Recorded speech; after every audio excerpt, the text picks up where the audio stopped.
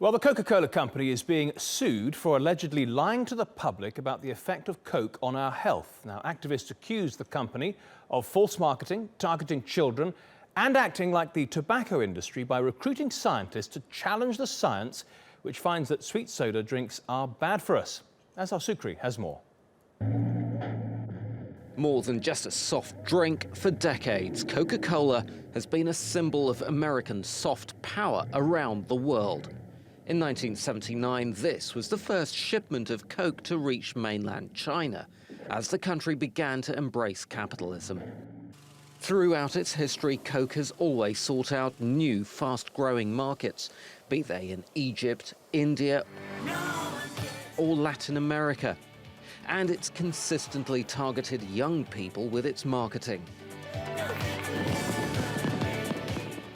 But with a growing body of scientific data showing how sugary food and drinks contribute to childhood obesity and diabetes, the pressure on Coke and other soft drink makers has never been so intense. Now a US activist group called the Center for Science in the Public Interest has filed a lawsuit against Coke. It says the so-called big soda industry funded scientific research to show that if people exercise enough, they can eat or drink as much sugar as they like without getting fat. This, the group says, is misleading. They say Coke's tactics were similar to those used by the tobacco industry to underplay the harmful effects of cigarettes. Coca Cola disputes this. In a statement, the company said, "This lawsuit is legally and factually meritless.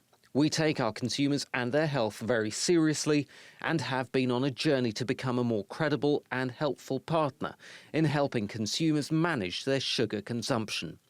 To that end, we have led the industry adopting clear, front-of-pack calorie labelling for all our beverages." In July, Philadelphia became the first major American city to impose a tax on the sales of sugared drinks.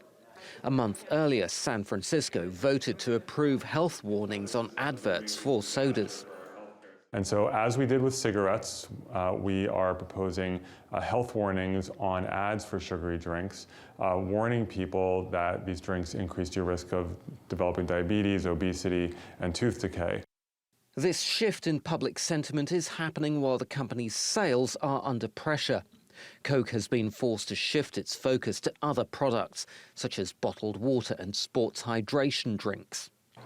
Back in the 1980s, Coke fought a historic marketing battle against Pepsi and eventually won the so-called Cola Wars. Today, it's fighting against an increasingly skeptical public, who once were its core market. Azhar Sukri, TRT World. And our editor-at-large, Craig Copetas, joins us now from Paris. Craig, you only have to look at those advertisements, really, in the report, seeing young, fit, healthy people drinking Coca Cola and getting along with their lives. Surely this lawsuit was a long time coming.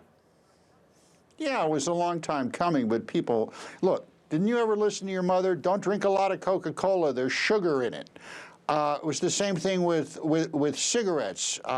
Coke's response here is quite disingenuous, but remember, with enough lawyers, and Coke has them, they could challenge the veracity of whether the sea contains salt water. So this is going to go on for quite some time. Yeah, but Craig, I mean, it's not just about the lawyers either. It's about the scientists that Coca-Cola is alleged to have brought on board in order to counter the conventional science that, soda drinks aren't good for you.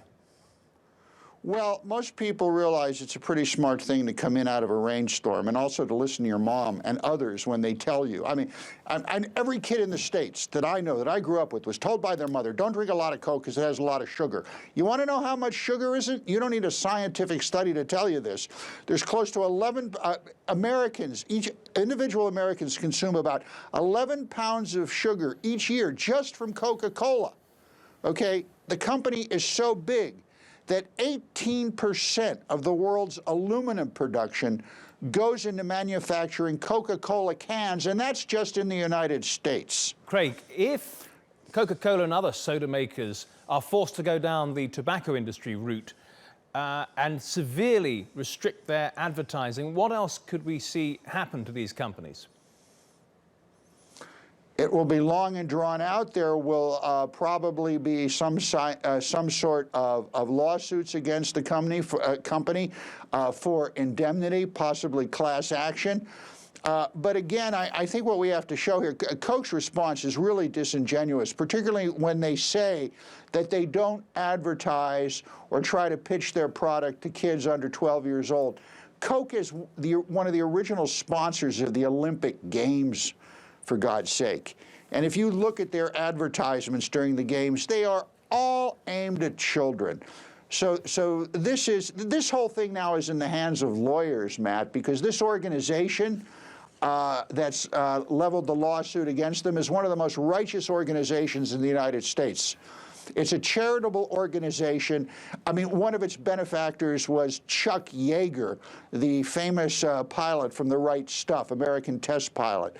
So Coke's going to have a long slog through the courts on this, and it'll probably end up with, they'll put a few more stickers on the can. Don't drink a lot of Coke, but listen to your mother. Don't drink it. Sure, a few rotten teeth and so on. All right, Craig Copetas in Paris, thank you.